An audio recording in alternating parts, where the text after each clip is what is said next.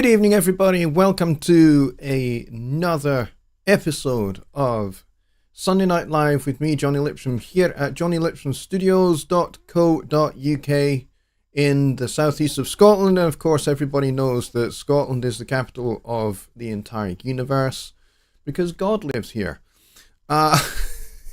Sorry, no, I'm kidding. So yes, welcome to this very special Super Bowl edition. I cannot believe we are at Super Bowl 58 already. I mean, that's actually pretty crazy when you think about it.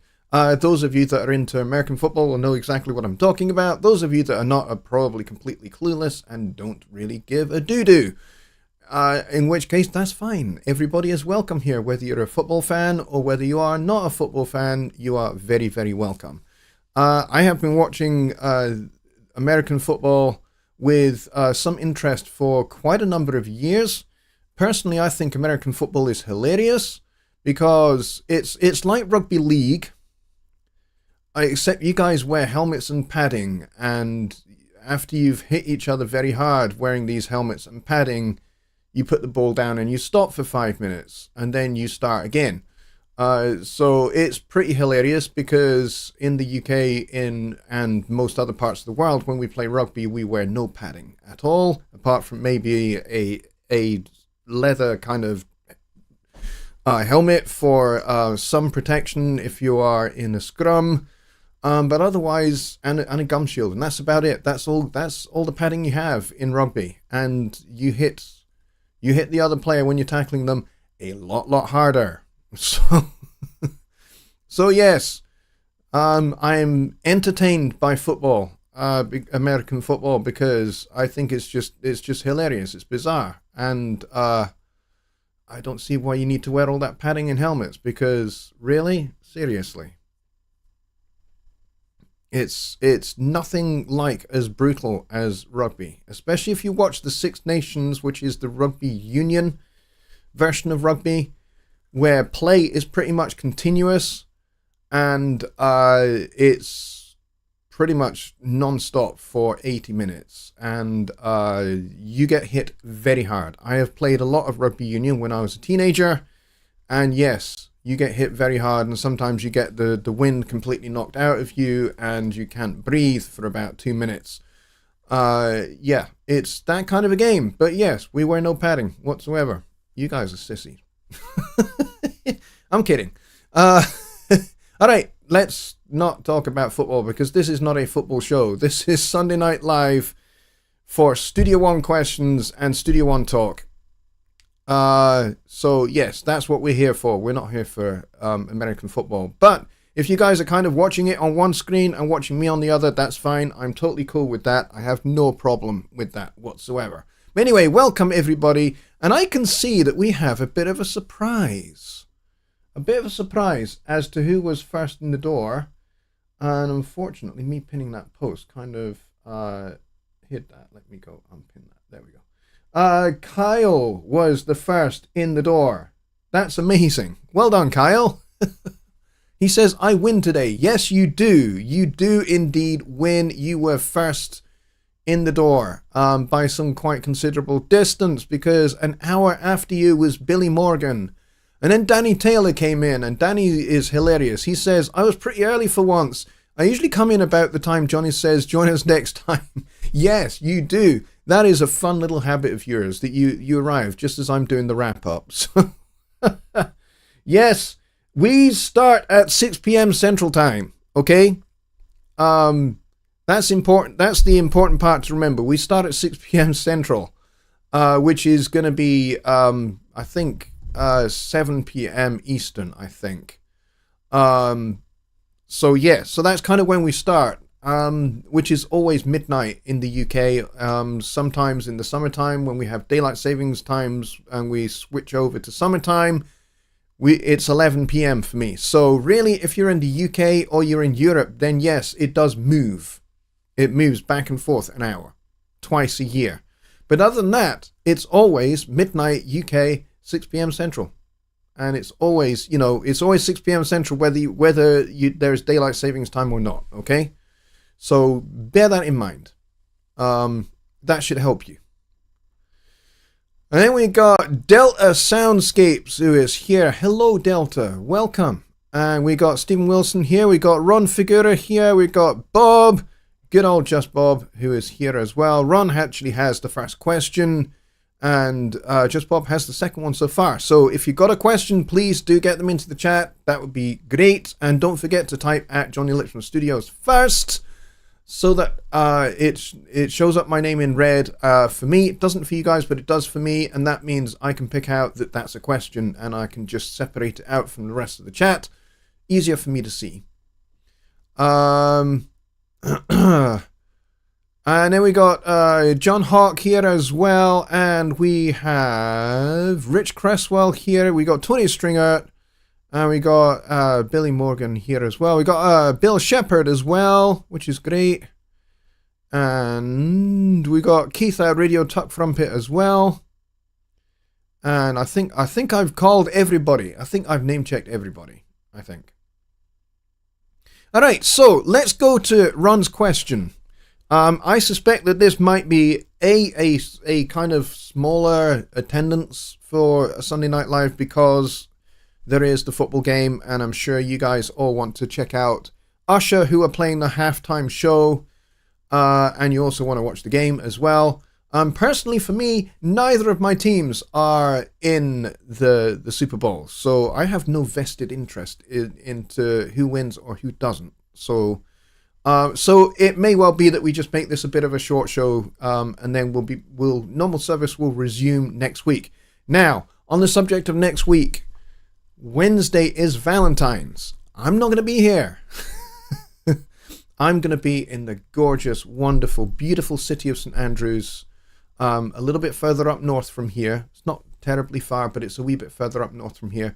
That is where I'm going to be with my wife and my kids. It's going to be fantastic, and we're going to have a fantastic day, and we'll probably stay there late into the evening. So yes, there will be no Songwriting Simplified on Wednesday because it's Valentine's. And I know in the past I have done Valentine's shows, but this year, no, I am not doing a Valentine's show. I am not going to be here.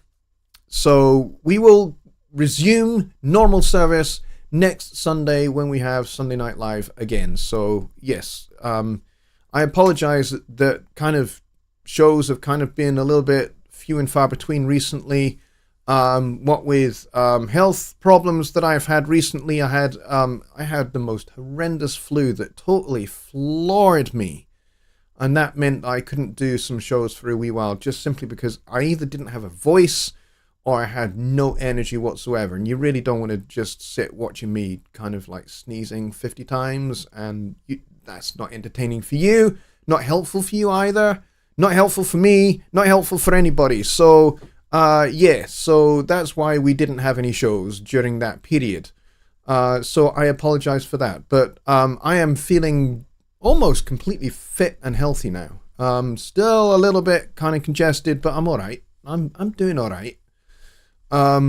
So normal service will be resumed next Sunday, and then we'll be back to regular scheduling for Sunday Night Live and Songwriting Simplified. Hopefully for the rest of the year. We will just keep going now for the rest of the year from this point.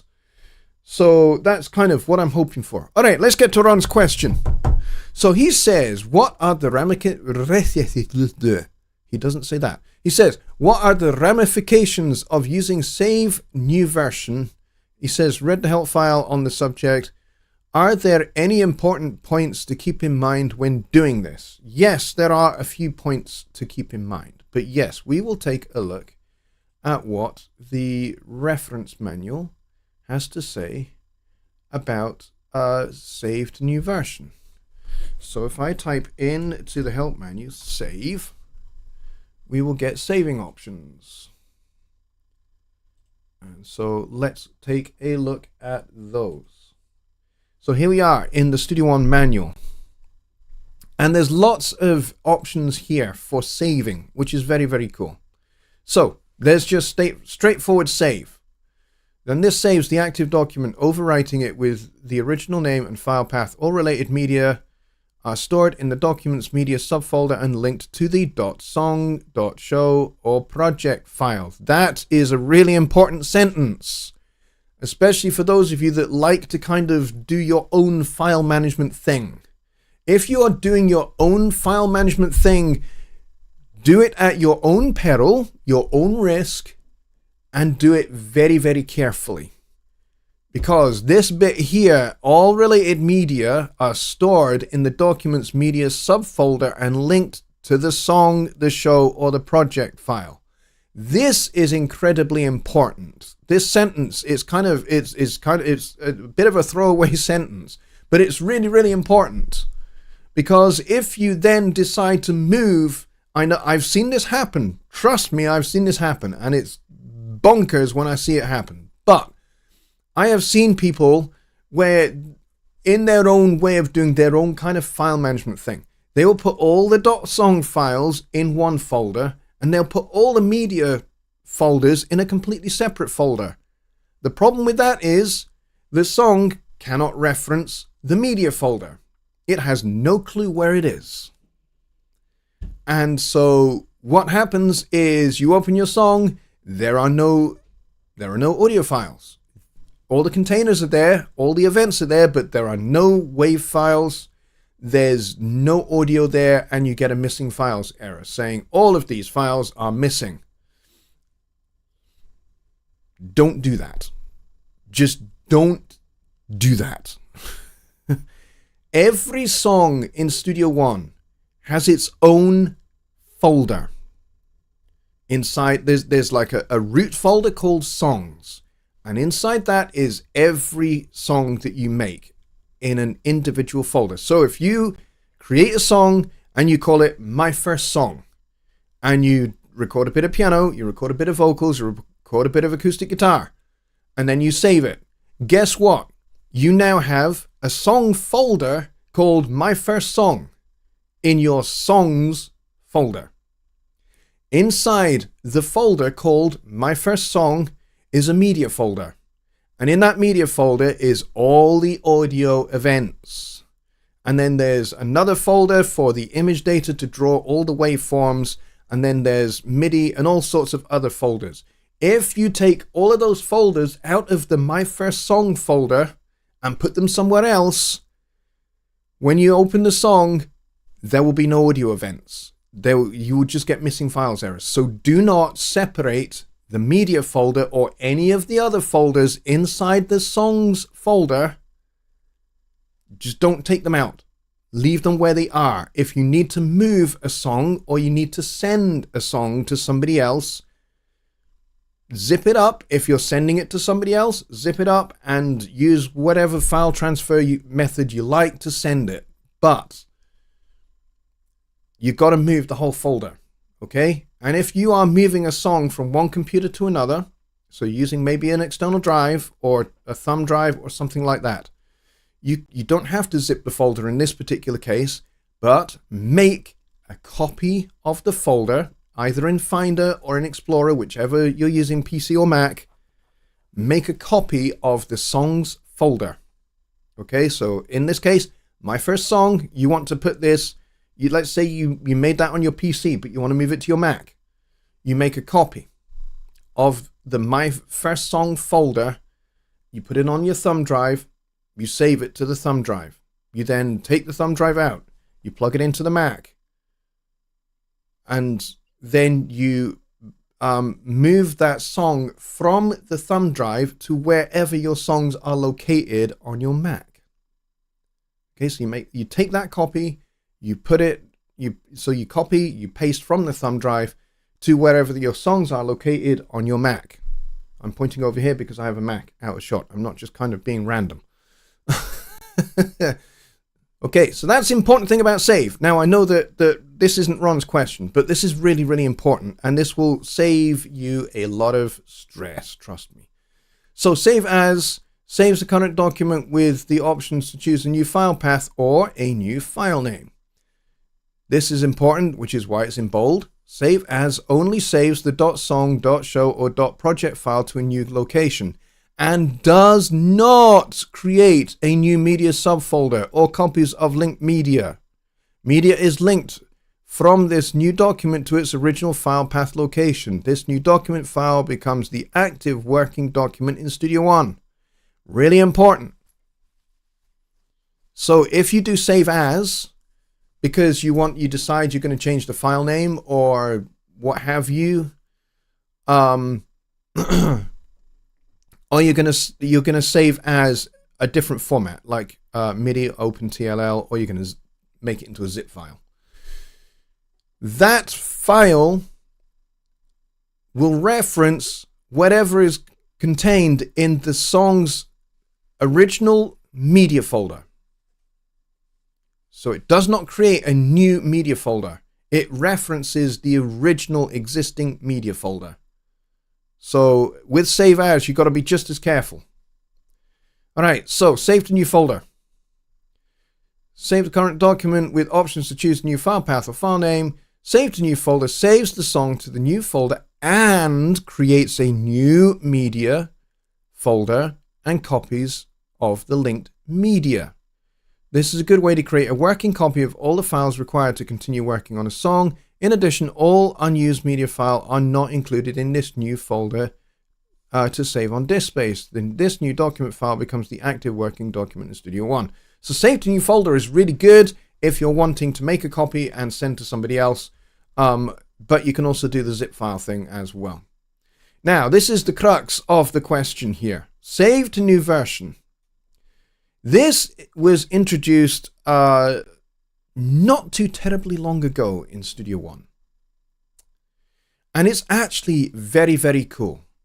A special save option that gives you the option to create an alternate version of a document while continuing your work on the original. Save new version will store a new file in your original working folder and will not create a new media folder again.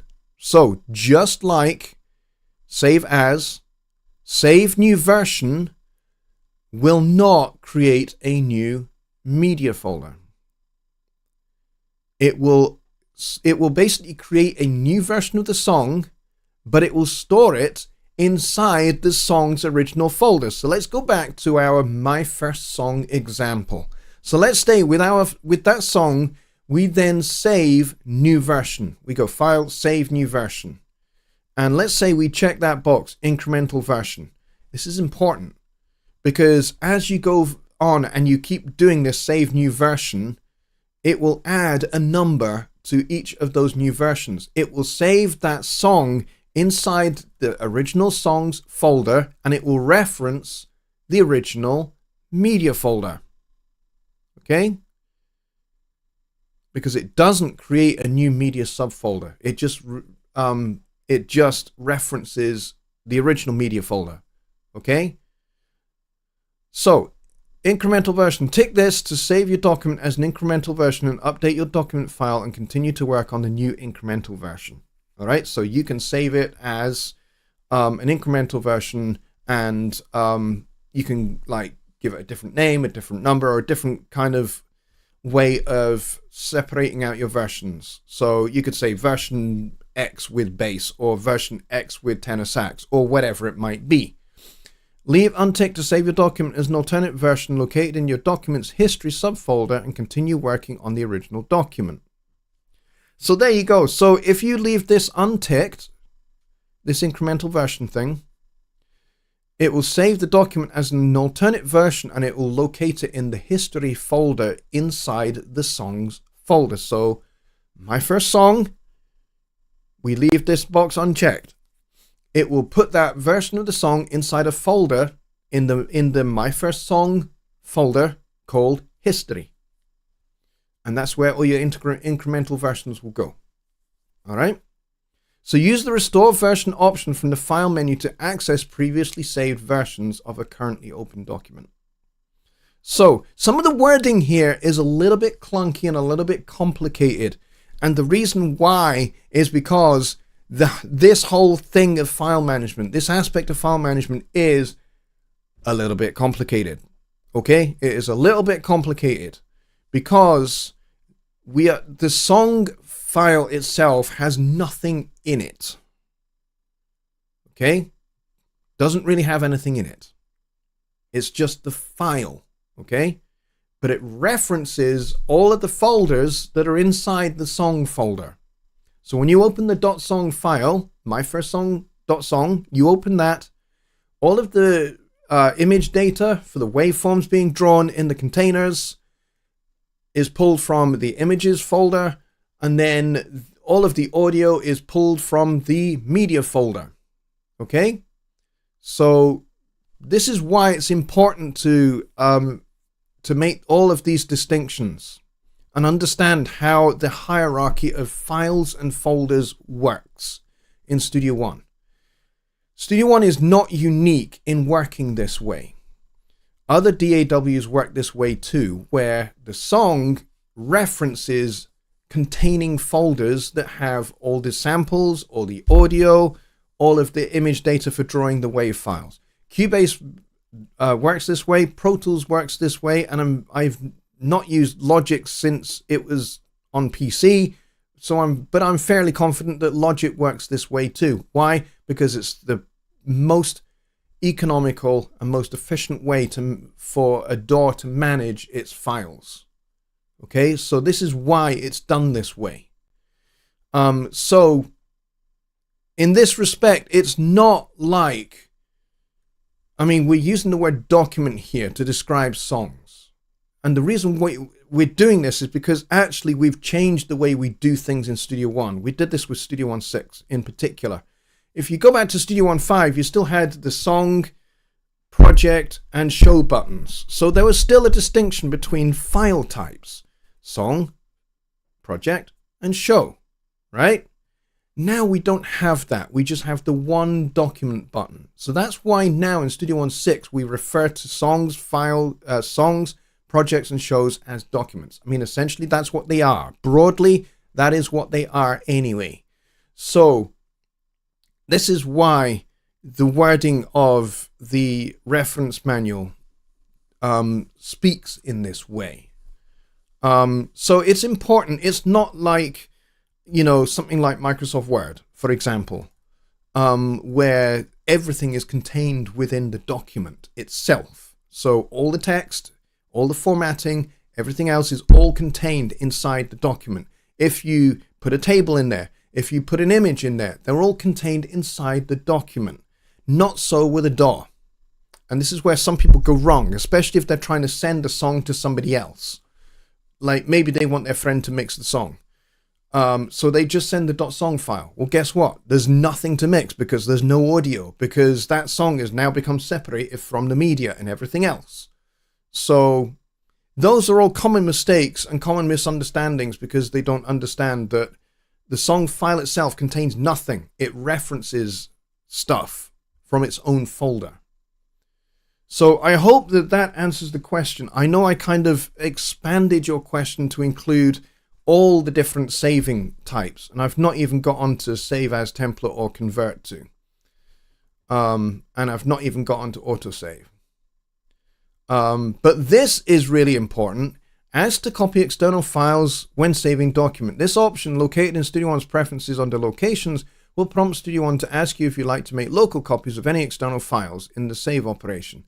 In this context, external files are any files that are not already part of the current song's folder structure. A common example of external files could be a new sample pack that you excitedly saved to your desktop and brought into Studio One before filing it with your other samples. This also allows you to move a documents folder without worrying about the inclusion of content stored in other locations. So I would suggest have that selected. So go Studio One, Options or Preferences, Locations, check that box so that it asks you this question here, and always say yes.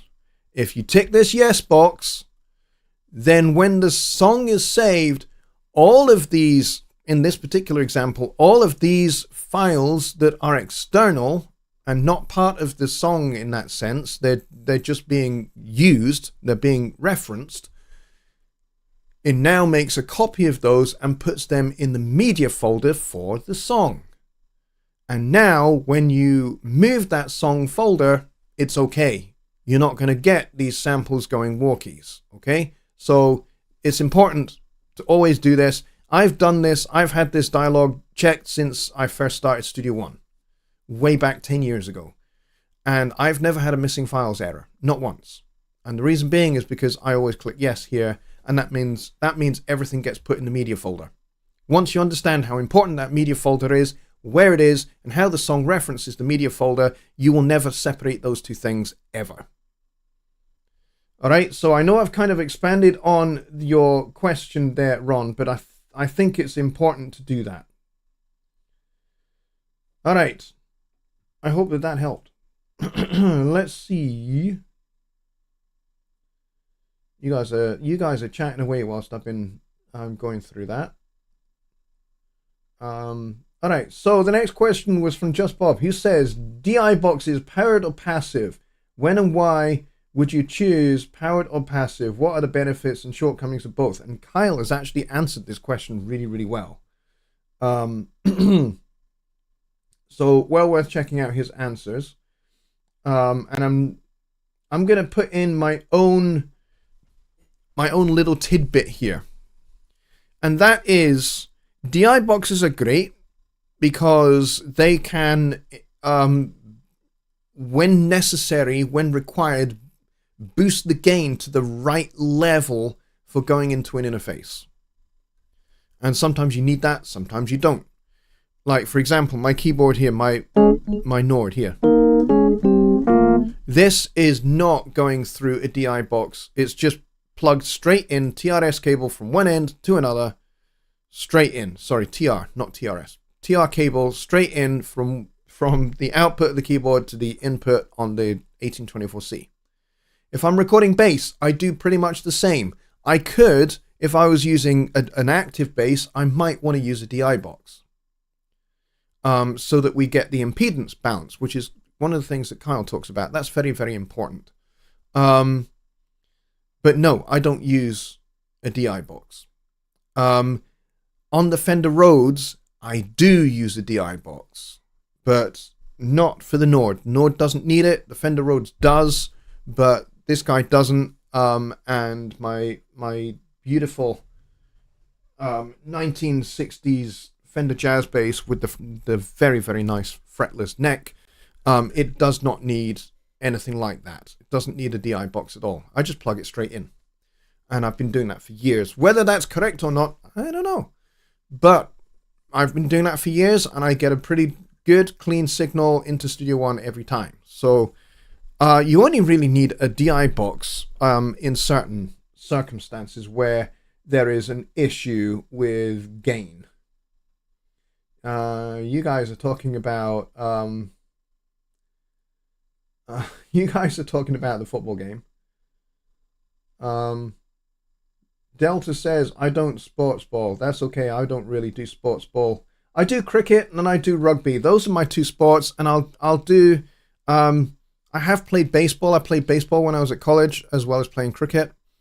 And I played basketball for my school as well. So I did quite a lot of sports. I just never was, I was not a soccer player at all. Unlike my grandfather, who played for Liverpool. And his brother, my great uncle, who played for Sheffield United and England, and his brother Charles, who played for Scotland as well. So there's lots of soccer. You know, there were four brothers. My grandfather had three other brothers, and they all played top flight, international, and high level, what we would call now Premiership soccer. But it missed me. I'm terrible at soccer. My daughter, however, is extremely good. She is very, very good. And she has definitely inherited that gene from the grandfathers on my mother's side, unlike me. So, yes, I'm not really... I like watching it, but I'm not really a player of it, particularly. Rich is making hilarious comments about American football and rugby balls not being a ball, and a soccer ball being a ball. Yes.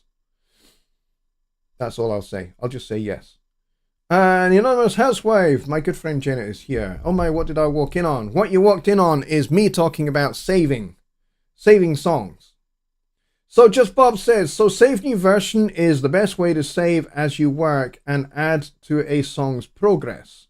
I usually save as and change name of song by adding a number at the end of the song. Song 1, song 2, etc., etc. You can do that. You can do that. That's not the way I work. To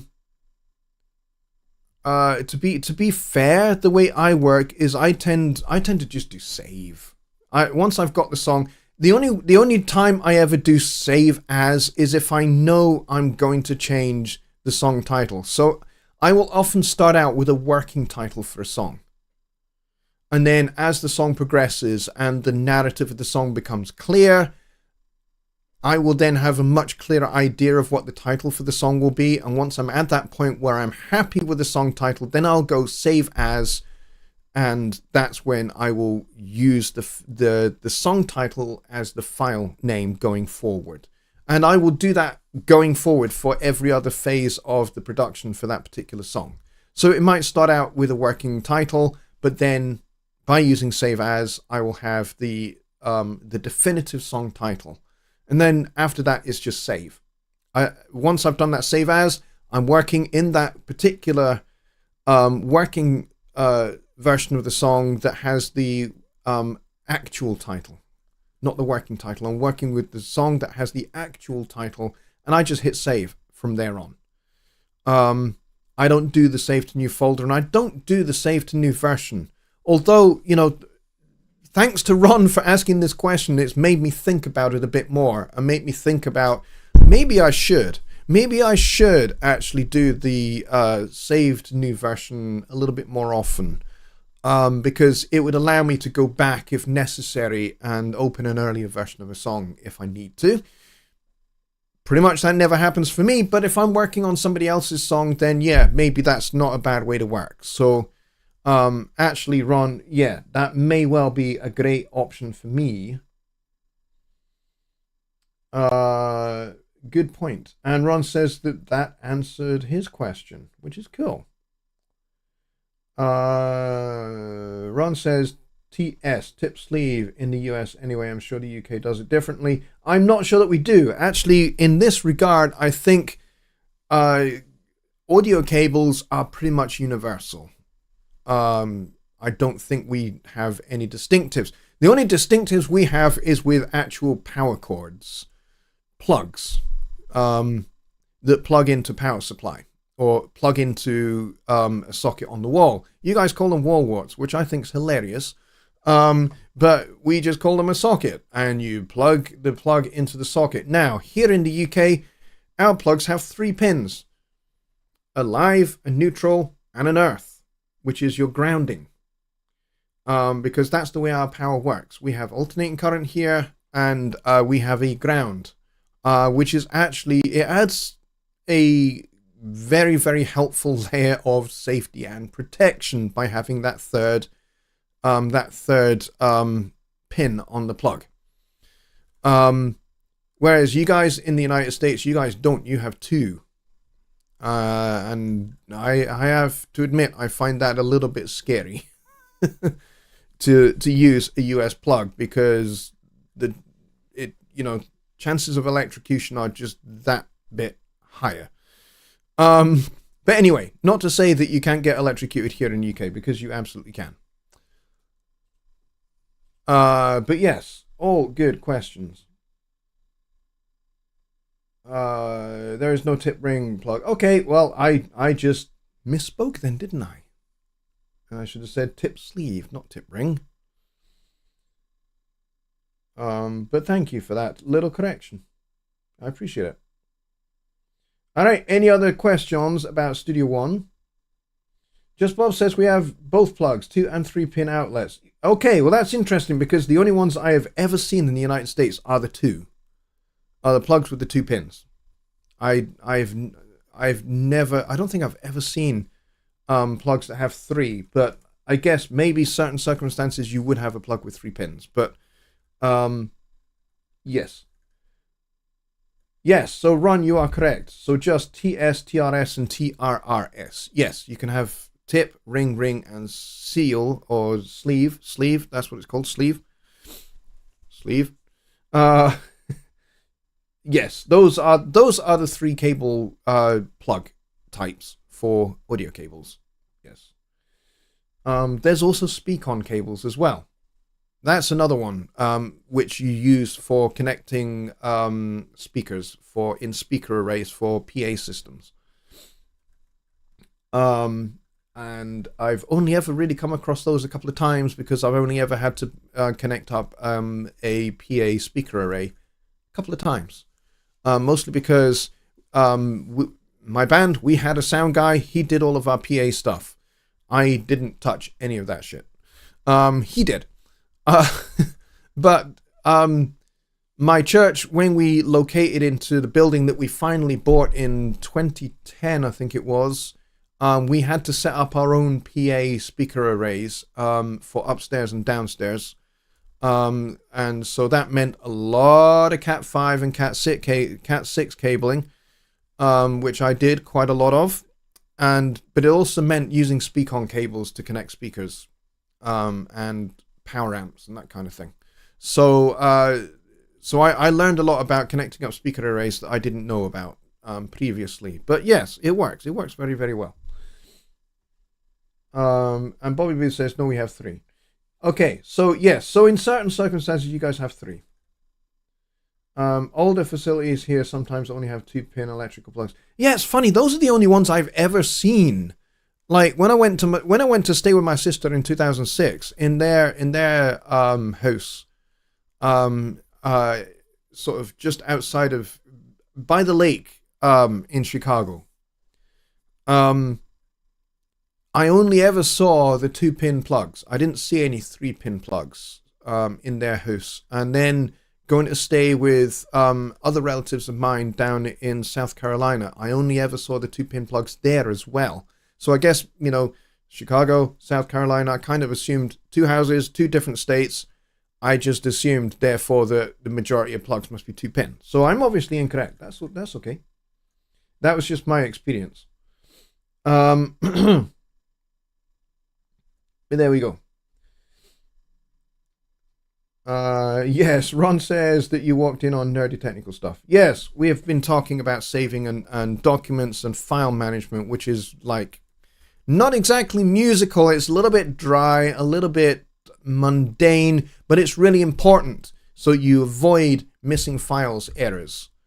Technical support, they get a whole host of tickets regularly for people reporting missing files errors.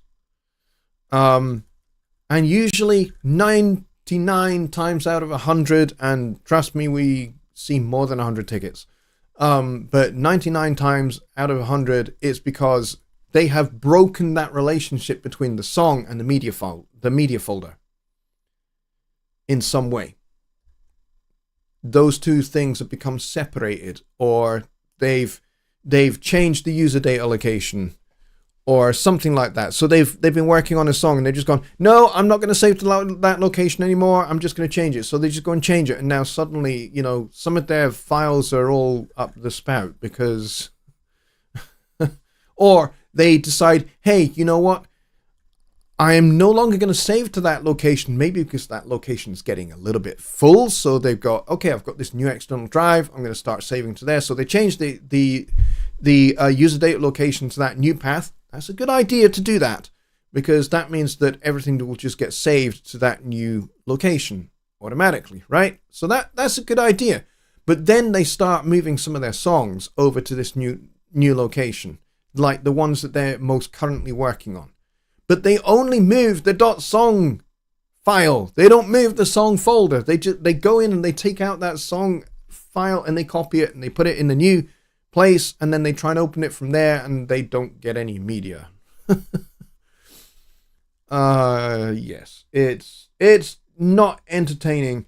And like I said, I think the worst one I ever came across, I'm not going to mention the guy's name, but the worst one I ever came across was a guy who was reporting missing files errors. I was giving him all of the remedies how to fix that.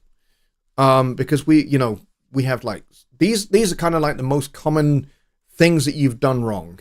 Go and try fixing these particular things. And most likely it will resolve your missing files errors.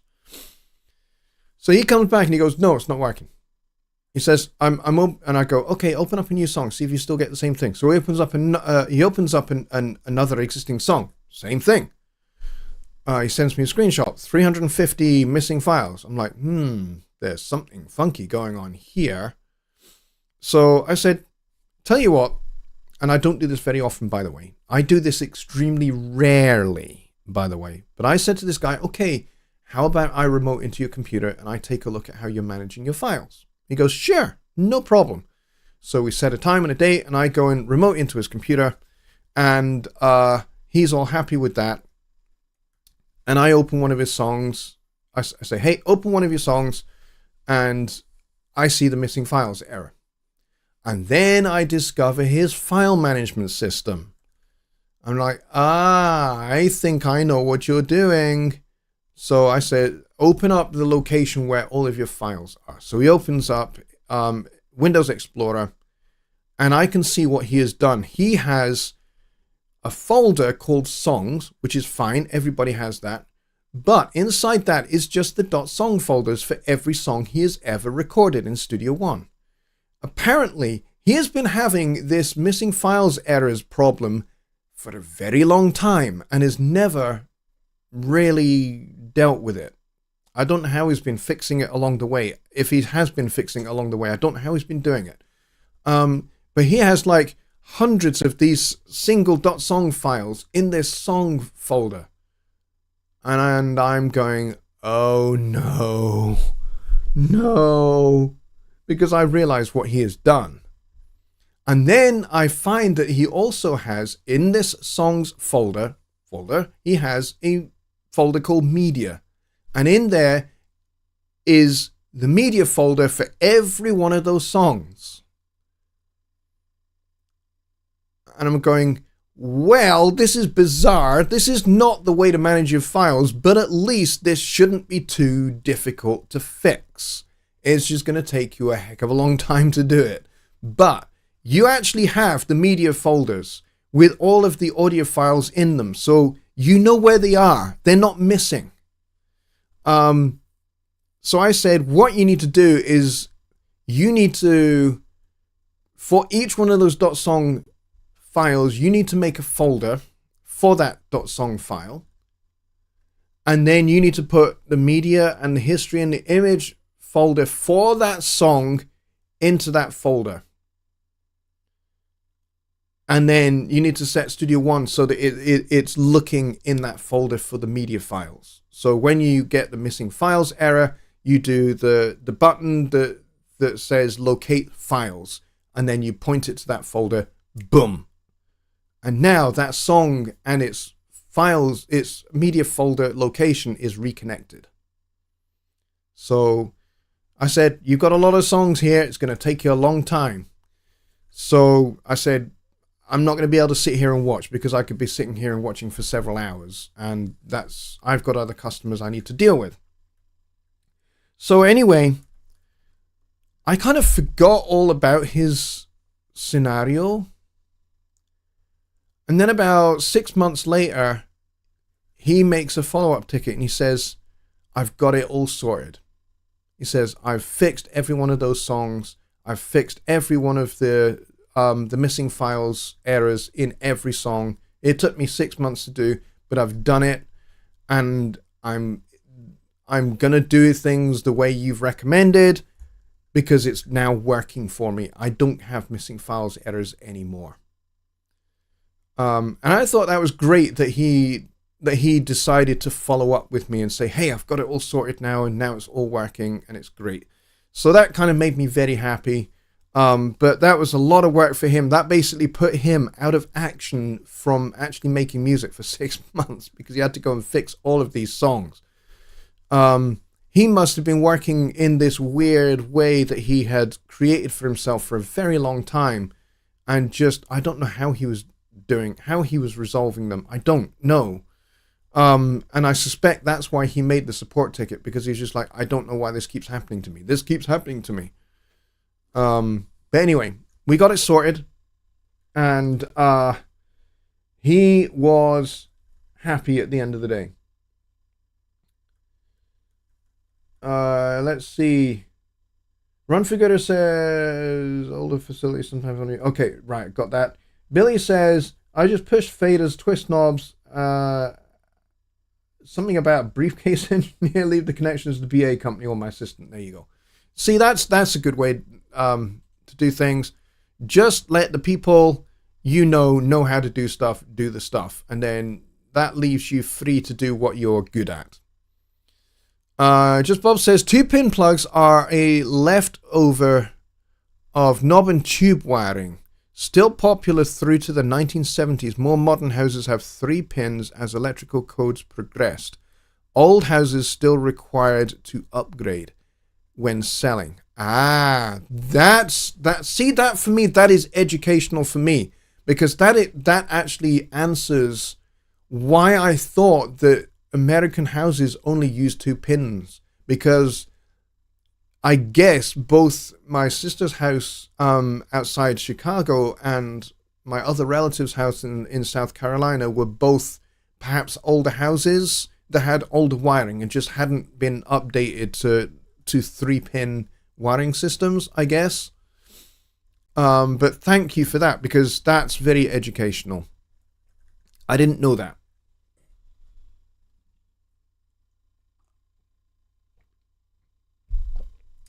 Very interesting to note. All right, so we have 12 minutes left of the show. We got 17 people here, which, by the way, is more than I was expecting. But we've only got 9 likes. Only got 9 likes. Come on, people. Let's have a like rally. If you're here and you're watching and you haven't hit the like button, please hit the like button. Do it now. Do it now, please. It helps me a lot if you do it, because it increases my standing with YouTube. It makes this show more popular, by the way. If you hit the like button, it makes my show more popular, and it means that it's more likely to get seen, and it's more likely that it's more probable that it could end up on the YouTube homepage. One of my Sunday Night Live shows from about 2 years ago did get so popular that it did end up on the homepage for YouTube, which was cool, because it meant that, you know, anytime you just go to the homepage of YouTube, there it was. And, you know, I got a lot more clicks, and I got a lot more people coming through to the channel and actually discovering some of my videos. And I got a nice little surge, a nice little bell curve surge of likes and subscriptions, which was awesome. Did my channel the world of good. Right now, we are on the cusp of 5,400 subscribers. We're about 3 away. The last time I checked, we were 3 away. I'm going to go see exactly how much we are away by looking at the dashboard. We are 1 away. We are 1 subscriber away from 5,400 subscribers. So it would be pretty cool. I've lost the stream. There we go. It would be pretty cool if we could get that 1 more subscriber. So if you are watching and you obviously cannot be involved in the chat because it's subscriber only chat, if you would like to be involved, if you have a question about Studio One, about music production, mixing, mastering, and all of that stuff related to Personas products and Studio One in particular, then please hit that subscribe button. You'll get 2 minutes that you'll have to wait, and then the chat will become unlocked and you can ask your question, but you got to subscribe first. If you like what I do here, and you like this kind of a show, then please do hit that subscribe button. If you like all things Scottish, all things Studio One, all things music and songs and songwriting and that kind of stuff, please subscribe to the channel, because I do this show on Sunday night. I do a songwriting show on Wednesday night at 6 p.m. Central. And on that show, which is called Songwriting Simplified, we talk about issues to do with songwriting, and we talk about songwriting techniques and songwriting skills, arranging, composing. We talk melody writing. We talk harmony. We talk music theory. We talk all of the stuff that you need to get good at songwriting. And we increase the size of your toolbox for songwriting, and we break down complex techniques, complex ideas and concepts and things like that into a much simplified form that you can all understand. So that's what we do on the Wednesday show, and that's a place where you can ask all of your songwriting questions as well. If you've got questions about songwriting, composing, arranging, melody, harmony, rhythm, time signatures, key signatures, music theory, and all of that kind of stuff, then please do get over there and watch that show. It's 6 p.m. Central, and again, you got to be subscribed to ask your questions, so please do subscribe and get yourself involved. Right, we got 19 people watching, we got 14 likes. In the dying embers of this show, please, let's see if we can get 19 and 19. That would be cool. I would appreciate that a lot, guys. Thank you very much, everybody, for coming, for watching, and for asking your questions and also educating me. You guys have educated me tonight as well, which is great. Especially some of you electrical engineer type people who have been educating me on your power systems in the United States, your electrical systems. So that's very, very cool, because like I said, I had this assumption based on my own experience in 2006 of 2 different houses in different states, and I therefore drew an assumption which actually has proved to be erroneous, that you only use 2 pins. Did we just drop? I just got a notification that OBS dropped and then reconnected. That was weird.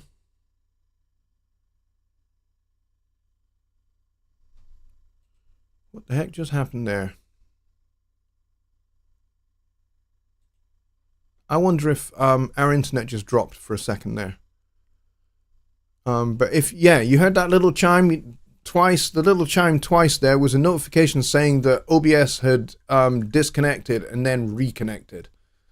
So that was weird. So I wonder if we just dropped there for a second. I'm looking over at OBS on my other screen, and it looks all right. It says that we've got nearly 2,800 kilobits per second uploading. Yeah, 2,850 at the moment. So, yeah, strange. Anyway, I think we'll call it there because we have no more questions. And we got 17 people watching, 15 likes. Yeah, it would be nice to get parity before we finish, but I don't think we're going to get that. Anyway, folks, thank you very much for coming. Thanks for your great questions, Ron and Bob. I appreciate them. If you have a much longer form question, or you have a subject that you think is important and that you would like to see us get involved with as a subject to explore for an actual show, then please go to the website down there, jonnylipshamstudios.co.uk. Go there and hit the contact us button, and that will take you to the contact form. Fill that out. Tell me what your idea or the subject that you want me to cover for either Sunday Night Live or Songwriting Simplified, or if you have a much longer form question that's not going to fit into the chat because you only get like 100 and something characters anyway. So if you've got a much longer form question, then please do email that to me, and I would be very glad to tackle that subject or that question at the start of a show upcoming next. Just Bob says, we need to get you out here in the neighborhood where your sis and Johnny Guy live. What a great on-location show. Yeah, actually doing a show from Johnny's studio would be fun, definitely. Yeah, getting to see my sister, let's just say it's complicated. We'll leave it at that. It's complicated. There are family things going on that it makes going to see my sister complicated. But yes, I would love to go and hang out with Jonny in person in his studio and do a Songwriting Simplified direct from there. But yes, it is very, very, very expensive to fly out from Edinburgh to Chicago at the moment. I have looked at it. I have looked at it recently because I thought it would be nice to get out there and go and spend some time with Jonny. But I looked at the prices. Man, it's over £1,000. It's well over £1,000. Now, if we had done this maybe 10 years ago, or maybe even actually only 7 years ago, it would have been like £350, £400. It was not bad at all. But no, it's over £1,000 now. And that would be a lot of money to raise. All right, so we will call it there, folks. Thank you very much for that suggestion, no, Bob. I appreciate it. It would be a great thing to do, and if somehow we could all scramble the money together to make it happen, that would be awesome. But yes, that would be asking a lot, and I don't necessarily think that's very fair to do. But anyways, thanks ever so much, everybody, for watching, and I will see you not on Wednesday, but I will see you on next Sunday for next Sunday's Sunday Night Live. It would be great if we could get way more people here. Billy Morgan's going to do an after show Zoom, which would be great. I might actually also watch the game because I would like to see kind of what's going on. It looks like the 49ers have a lead by the look of it.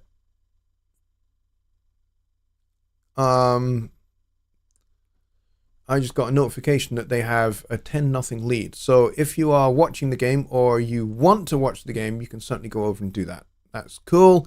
Otherwise, we'll leave it there, and I will see you next Sunday.